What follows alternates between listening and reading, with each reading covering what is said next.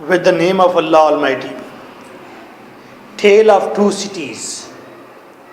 I have a cute novel written by me, lecturer M.K. Bhutta, and the publisher is Danyal Publisher. Okay, you can also contact me on 0333 4655 305 for books and notes of M English. हर book की तरह इस book के भी हम 4 question prepare करेंगे. The very first question is Dickens as reformer या historian या एज अ नॉवलिस्ट. ये 3 in 1 क्वेश्चन है. 3 क्वेश्चंस को एक ही आंसर में डील किया गया है. Question number 1, write a note on Dickens as a social reformer. PU 1990 के अंदर क्वेश्चन रेज किया गया कि डिकन्स सोशल रिफॉर्मर है, माशरे में रिफॉर्म्स लाता है. कैसे रिफॉर्म लाया है? आप इस नावल को पढ़कर कैसे कह सकते हैं कि माशरे के अंदर डिकन्स को पढ़कर रिफॉर्म आई है?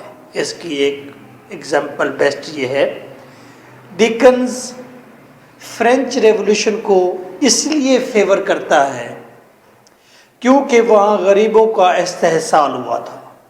तो याद रह गया हिस्ट्री को, लोगों को, जब भी जुल्म बढ़ेगा तो जुल्म मिट जाएगा,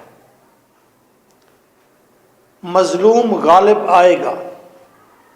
लेकिन at the same time Mrs Defarge की डेथ डिटरमाइन करती है जब भी आप जुल्म को मुकाबले में शदीद जुल्म करेंगे तो वो शदीद जुल्म भी अप्रूव नहीं होगा, उसमें भी नुकसान उठाना पड़ेगा. फ्रेंच रेवोल्यूशन कॉम्प्लिकेटेड है. फ्रांस के अंदर जो इनकलाब आया है उसको 2 रुख में लोग देखते हैं. एक कहते हैं दैट इज जस्टिस.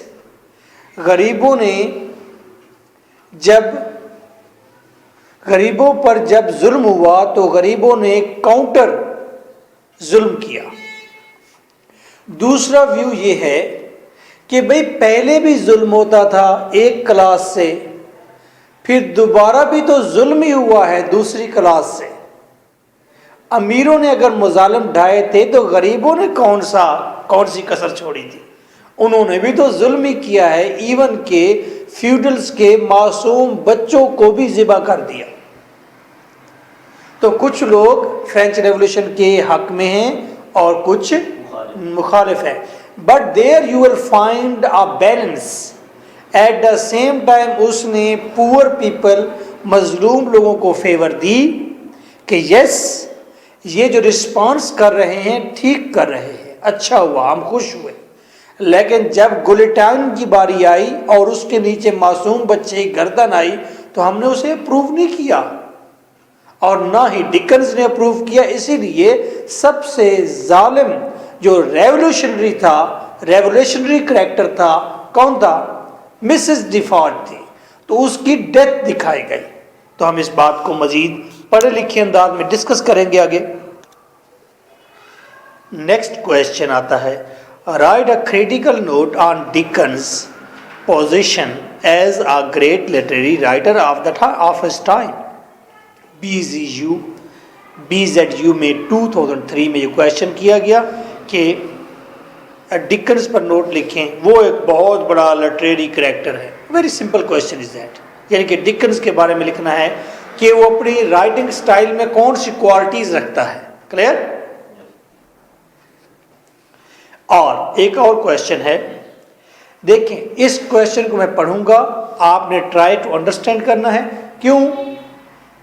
अब मैं आपको सिखाऊंगा कि जब इस तरह का क्वेश्चन आता है जो कॉम्प्लिकेटेड करके देते हैं एग्जामिनर, तो उसको कैसे आपने एनालाइज करना है, सॉल्व करना है. Okay. The final stress may fall on Dickens command of word, phrase, rhythm and image. In case and range there is surely on greater master of English except Shakespeare. Is this a true estimate of Dickens as a novelist? अगर मैं इसकी translation करता हूँ तो translation यूँ बनती है कि फाइनली स्ट्रेस जो हम देते हैं डिकन्स के ऊपर और कमांड ऑफ वर्ड्स नज़र आती है, फ्रेज, रिदम और इमेज नज़र आते हैं, और जहाँ तक मामला है उसकी रेंज का, तो यहाँ पर यकीनन एक ग्रेट मास्टर है जो कि शेक्सपियर के सिवा है। क्या ये बात, ये एस्टीमेट डिकन्स के बारे में ठीक है कि गलत? मैंने जो ट्रांसलेट किया है ये बात आपको समझ नहीं आई कि मैं कहना क्या चाहता हूँ। ऐसा जब क्वेश्चन आता है तो उस वक्त आप पेन पकड़ते हैं और आप यूँ करते हैं, फाइनल स्ट्रेस में फॉल ऑन डिकन्स, ये सेंटेंस किसी काम का नहीं आपके। कमांड ऑफ वर्ड अंडरलाइन करेंगे, फ्रेज, रिदम एंड इमेज, अंदाज़ा हो गया कि डिकन्स के हवाले से कोई बात जवाब देना है और बातें क्या करनी है कि उसको कमांड ऑफ वर्ड है, लफ्ज़ों पर उसे महारत हासिल है, फ्रेजेस पर वो जो छोटे छोटे सेंटेंस लिखता है, आधे सेंटेंस फ्रेजेस इस्तेमाल करता है, अच्छे करता है, रिदम अच्छी है। याद है, it is the time of, क्या था वो, it is the time of foolishness, it is the time of wisdom. इस तरह करके वो रिदम बनाता है, हैं? बड़ी कमाल किस्म की। ये विंटर का टाइम था, ये स्प्रिंग का टाइम था, तो ये रिदम है।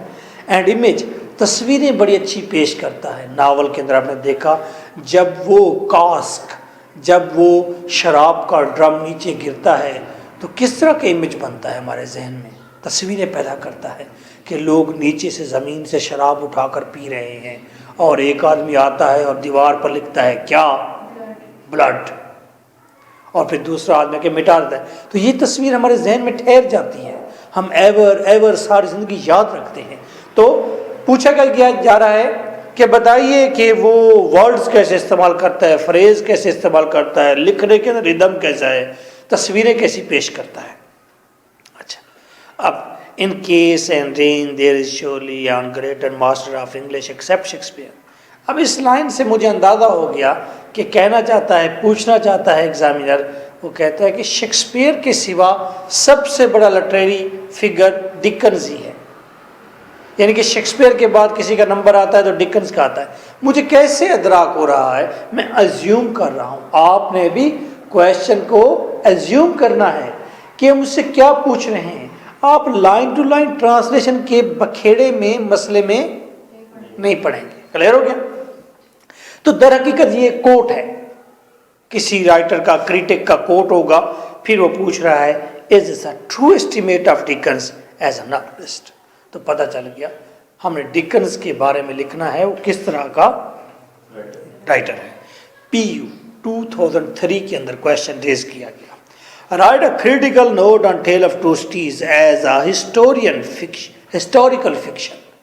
अगर ये पूछा जाए कि ये नावल एक हिस्टोरिकल नावल है तो फिर भी आंसर यही बनता है। 2004 के अंदर ये क्वेश्चन रेज किया गया। आंसर इन 5 क्वेश्चंस का एक ही आंसर है। What is the answer? Charles Dickens is a blend. Blend का मतलब होता है मिलाप, मिक्सचर। तो इसके अंदर बहुत सारी क्वालिटीज हैं, बहुत सारी क्वालिटीज का मुरक्कब कौन है? Charles Dickens. Yes, Charles Dickens is the only one who enjoys a high hat in Victorian age। हाँ, ये चार्ल्स डिकन ही है जिसको आला मर्तबा हासिल था विक्टोरियन एज में। इसने हाई हैट इंजॉय किया है एज अ नावलिस्ट, एक नावलिस्ट होने के नाते। इन हिज राइटिंग, अपनी राइटिंग्स के अंदर, अपने नावल्स के अंदर, he is an amazing blend of tale teller. वो बेहतरीन ज़बरदस्त मिक्सचर है किसका? टेल टेलर का, कहानी का, कहानी बताने वाला, करैक्टर क्रिएटर। कमाल किस्म के करैक्टर क्रिएट करता है जो याद रहते हैं। अब आपको मिस्टर डिफॉर्ज कभी नहीं भूलेगा कि वो बैल नुमा ऊंचे कद का आदमी वो किस तरह था। आपको कभी भी मिसेस लेडी डिफॉर्ज नहीं भूलेगी कि किस तरह का वो एक्टिव करैक्टर था। इमेज बूस्टर, इमेज कमाल किस्म के देता है, बूस्ट कर देता है इमेज। इमेज देखते हैं, सॉलिड मजबूत इमेज आंखों के सामने जाते हैं। वो रेड दीवारें सामने आ जाती हैं, रेड दीवार के ऊपर धुआं की निशान सामने आ जाते हैं। हर चीज़ को बिल्कुल वाजे कर देता है। और अपनी राइटिंग के अंदर वो लव स्ट्रिकन है, मोहब्बत का मारा हुआ है। यानी कि हमें ये भी नज़र आता है कि डिकन्स खुद भी किसी मोहब्बत में मुलविस रहा, मोहब्बत का मारा हुआ है और वो मोहब्बत के मारे हुए लोगों को बयान भी करता है। तो अपनी राइटिंग के अंदर वो लव स्ट्रिकन है, पॉवर्टी स्ट्रिकन, पॉवर्टी को दिखाता है। क्यों? वो खुद भी पॉवर्टी स्ट्रिकन रहा है, शू पॉलिश वाली एक कंपनी के अंदर लेबर करता रहा है। लॉ स्ट्रिकन, कानून का भी शिकार रहा है, कानून भी उसको डैमेज करता रहा है, कानून की सितम ज़रीफ़ी भी दिखाता है अपनी राइटिंग में। क्लास स्ट्रिकन और फ्यूडल क्लास, लोअर क्लास, वो खुद भी क्लास स्ट्रिकन रहा है और क्लास स्ट्रिकन चीज़ों को बयान भी करता है अपनी राइटिंग्स में। राइटिंग्स क्यों लिखा है? क्योंकि he is not only novelist, he is also a short story writer. उसकी बड़ी फेमस एक शॉर्ट स्टोरी है द सिग्नल मैन। ओए होए होए, ज़बरदस्त स्टोरी है सिग्नल मैन।